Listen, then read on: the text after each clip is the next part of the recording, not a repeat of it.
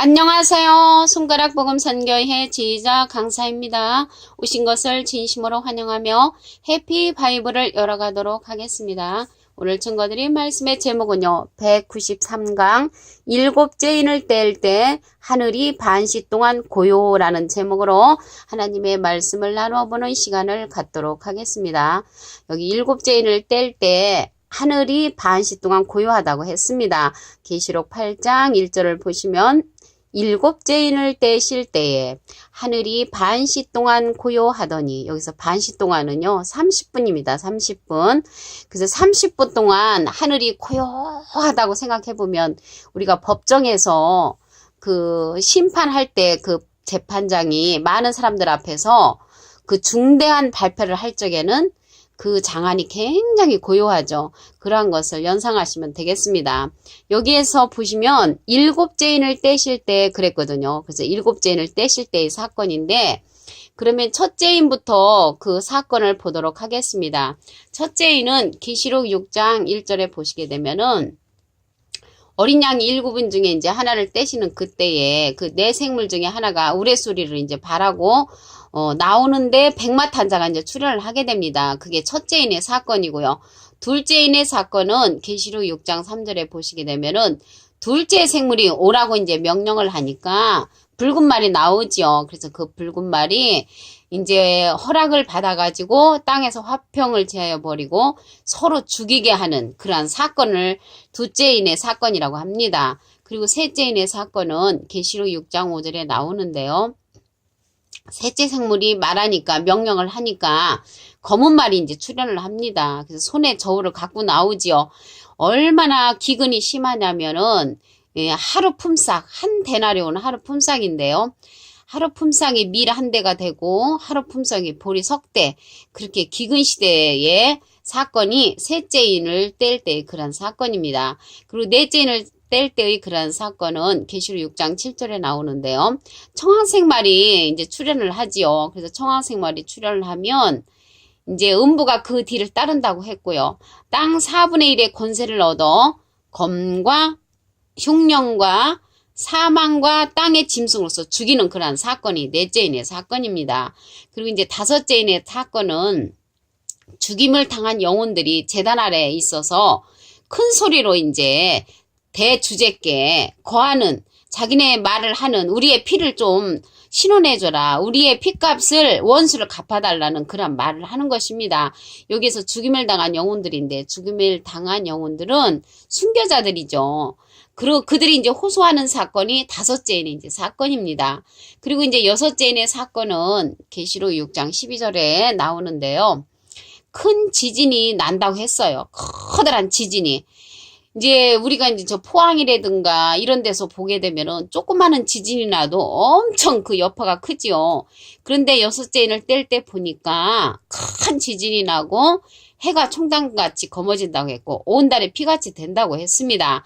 하늘에 이제 별들이 무화과나무가 태풍에 흔들려 성가실같이 떨어지는 그러한 사건이 여섯째 인의 사건입니다. 어마어마한 그런 사건이죠. 그래서 여섯째 인의 사건은 계시록 6장에 거의 다 이루어지는 그런 사건이고요. 여기 계시록 8장 1절에 가서 일곱째 인을 떼실 때에, 그래서 일곱째 인의 사건은 계시록 8장에 가서 이루어집니다. 근데 계시록 6장에서 7장이 이루어지는 것이 아니고 계시록 6장 다음에 8장이 이루어진다는 것을 알 수가 있습니다. 그 여섯째 인까지는 계시록 1장에서부터 계시록 6장 1절부터 6장 13절, 14절까지 보시게 되면 여섯째 인의 사건까지 이루어지고 나서 7장은 이제 건너뛰고 8장에 가서 일곱째 인의 사건이 이루어진다는 것을 말씀을 통하여 알 수가 있습니다. 8장 2절을 보시면 내가 보매 하나님 앞에 시위한 7 천사가 있어 7 나팔을 받았더라. 그래서 시위한다니까 데모하는 것이 아니고 여기에서 시위는 하나님을 그 지키는 그러한 7 천사가 7 나팔을 받았다고 했습니다. 그래서 일곱째 인은 첫째 나팔부터 일곱째 나팔과 첫째 대접부터 일곱째 대접까지 그러한 사건이 일곱째 인에 다 포함되어 있습니다. 그래서 엄청 커다란 심판이라는 것을 알 수가 있습니다. 첫째 천사의 나팔을 보도록 하겠습니다. 계시록 8장 7절을 보시게 되면은 첫째 천사가 나팔을 부니 피 섞인 우박과 불이 나서 땅에 쏟아짐에 땅의 3분의 1이 타서 사위고 수목의 3분의 1도 타서 사위고 각종 푸른물도 사위더라. 여기에서 보니까요, 피 섞인 우박이라고 해서 피 섞인 우박과 불이 나서 땅에 쏟아진다고 했습니다. 엄청난 사건이죠. 그래서 땅의 3분의 1이 타서 없어진다는 것입니다. 그리고 수목의 3분의 1도 타서 없어지고 각종 푸른 풀과 그러한 모든 것도 3분의 1 정도가 다 타서 없어진다고 말씀을 했습니다. 여기서 수목이 나오는데요. 수목은 나무잖아요. 나무.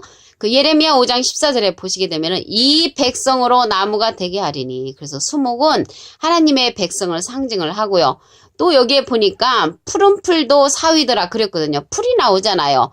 풀도 하나님의 백성을 상징합니다. 이사야 40장 7절에 보시게 되면은 이 백성은 실로 풀이로다 이렇게 기록되어 있습니다.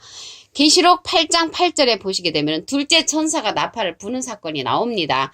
계시록 8장 8절 둘째 천사가 나팔을 부니 불 붙는 큰 산과 같은 것이 바다에 던지우매 불 붙는 큰 산과 같은 것이 바다에 던지우매 바다의 3분의 1이 피가 되고 바다 가운데 생명 가진 피조물들의 3분의 1이 죽고 배들의 3분의 1이 깨어지더라. 엄청난 사건이죠. 여기에 보니까 아까 첫째 천사가 이제 나팔을 부니까 막 피 섞인 우박이 또한 불이 난다고 그랬거든요. 근데 여기 둘째 천사가 나팔을 부니까 불 붙는 큰 산과 같은 것이 바다에 던지운다고 했습니다.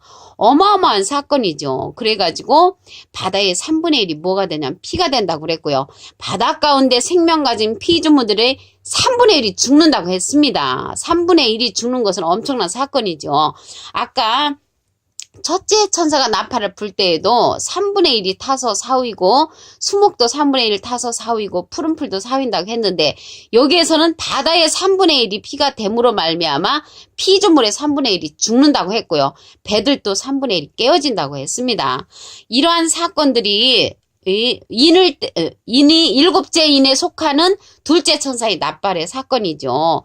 그리고 이들이 보게 되면은 마지막 때까지 이 말을 간수하고 이 글을 봉헌하라는 말씀이 있는데요. 다니엘서 12장 4절을 보도록 하겠습니다. 다니엘아 마지막까지 이 말을 간수하고 이 글을 봉헌하라. 많은 사람이 빨리 왕래하며 지식이 더하리라. 그래서 우리가 지금까지 알지 못했던 이러한 사건을 왜 이렇게 알아야 되는가 하면은 여기 다니엘이 나왔잖아요. 그래서 다니엘을 빙자를 해서 마지막 때 일어날 그러한 사건을 말씀하신 것입니다. 호세아 12장 10절에 보시게 되면은 선지자를 빙자한 기록이 있거든요. 근데 왜 이렇게 알아야 되냐면은 우리가 이제 과거에는 컴퓨터를 몰라도 너무너무 잘 살았습니다. 근데 지금 이 시대에는 컴퓨터를 모르면 사는 게 아니듯이 이 시대에 우리 하나님께서 말씀하시는 이 계시록의 사건들을 우리가 알 때가 되므로 마지막 때까지 이 말을 간수하라고 했지만 계시록 22장 10절에 보시게 되면은 때가 되면은 이 예언의 말씀을 임봉하지 말라고 했습니다. 그래서 지금은 때가 가까웠기 때문에 예언의 말씀이 임봉되지 않고 개봉되는 그러한 시점이므로 이러한 말씀이 나오게 되는 줄로 믿습니다. 이사야 29장 11절에도 보시게 되면은 묵시가 너에게는 마치 봉한책의 말이라. 그것을 유식한 자에게 이르기를 그에게 청하여 읽으라 하면 봉하였으니 못하겠다고 그렇게 말을 하고요. 무식한 자에게도 주면 또 읽으라 하면은 나는 무식해서 이 말을 모른다. 그렇기 때문에 지금까지 우리는 알 수가 없었지만 다니엘 같은 그러한 선지자에게 마지막 때까지 이 말을 간수하라고 했는데 지금은 개봉되는 그러한 시기가 되었으므로 이 알아야 되는 말씀이기 때문에 개봉되는 그러한 말씀인 것인 줄로 믿습니다.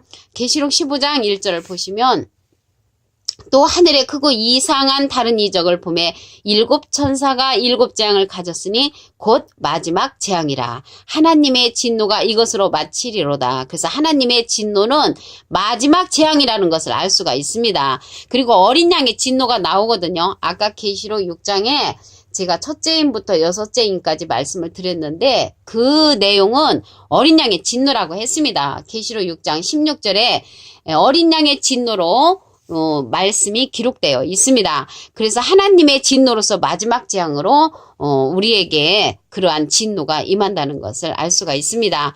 여기에 보면은 7 천사가 7 재앙을 가졌으니 곧 마지막 재앙이라고 했습니다. 하나님의 진노로서 마지막 재앙은 7 대접의 사건이 이라는 것을 알 수가 있습니다. 그 셋째 천사가 나팔을 불면 어떤 사건이 있나 보도록 하겠습니다. 계시록 8장 10절. 셋째 천사가 나팔을 부니 횃불같이 타는 큰 별이 하늘에서 떨어져 강들의 3분의 1과 여러 물샘에 떨어지니 이 별 이름은 쑥이라. 물들이 쓰게 됨을 인하여 많은 사람이 죽더라. 그래서 많은 사람이 죽는 사건이 셋째 천사가 나팔을 불 때에도 이루어진다는 것을 말씀을 통하여 알 수가 있습니다. 넷째 천사가 나팔을 부는 사건을 보겠습니다. 계시록 8장 12절을 보시면 넷째 천사가 나팔을 부니 해 3분의 1과 달 3분의 1과 별들의 3분의 1이 침을 받아 그 3분의 1이 어두워지니 낮 3분의 1은 비침이었고 밤도 그러하더라. 그래서 만약에 해가 3분의 1, 달 3분의 1, 별 3분의 1들이 침을 받아서 전부 다 어두워지는 이러한 세상이 되었을 때를 생각해 보세요. 엄청난 그러한 심판의 사건이라는 것을 알 수가 있습니다. 다섯째 천사의 나팔을 부는 사건을 보면은 여기는 이제 계시록 9장에서 이루어지는데요. 계시록 9장 1절. 다섯째 천사가 나팔을 불매 내가 보니 하늘에서 땅에 떨어진 별 하나가 있는데 저가 무저갱의 열쇠를 받았더라. 그래서 다섯째 천사의 사건은 무저갱의 열쇠를 받은 그러한 사건이라는 것을 알 수가 있습니다.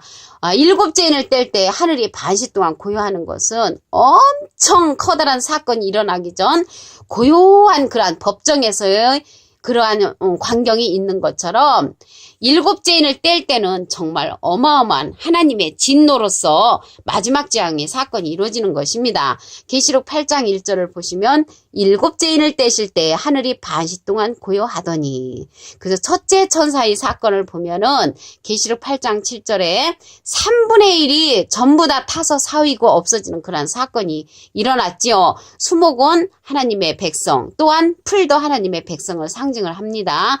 둘째 천사의 사건도 3분의 1이 피가 되고 생명 가진 3분의 1이 죽는 사건이었죠. 계시록 8장 8절을 보시면 둘째 천사가 나팔을 부니 바다의 3분의 1이 이제 피가 된다고 했고요. 생명 가진 피조물들의 3분의 1이 죽고요. 배들도 3분의 1이 깨어지는 그런 엄청난 사건이 일어나는 것입니다. 그리고 셋째 천사의 나팔을 부는 사건을 보시면 계시록 8장 10절에서 11절. 셋째 천사가 나팔을 부면 횃불같이 타는 큰 별이 하늘에서 떨어진다고 했습니다. 강들의 3분의 1과 여러 물샘에 떨어지고요. 이 별 이름은 쑥이라고 했습니다. 그래서 물들이 쓰게 됨을 인하여 많은 사람이 죽는 그런 사건이 일어나고 있습니다. 그 넷째 천사의 사건은 3분의 1 해, 달, 별들이 침을 받아가지고 어두워지는 그런 사건이라고 했습니다. 계시록 8장 12절 넷째 천사가 나팔을 부니 해 3분의 1과 달 3분의 1과 별들의 3분의 1이 침을 받아 그 3분의 1이 어두워지니 낮 3분의 1은 비침이 없고요. 밤도 그러하다고 했습니다. 엄청난 사건이죠. 그래서 오늘 193강 일곱째 인을 뗄 때 하늘이 반시 동안 고요하더니라는 제목으로 하나님의 말씀을 통하여 상고해보는 시간을 가졌습니다. 감사합니다.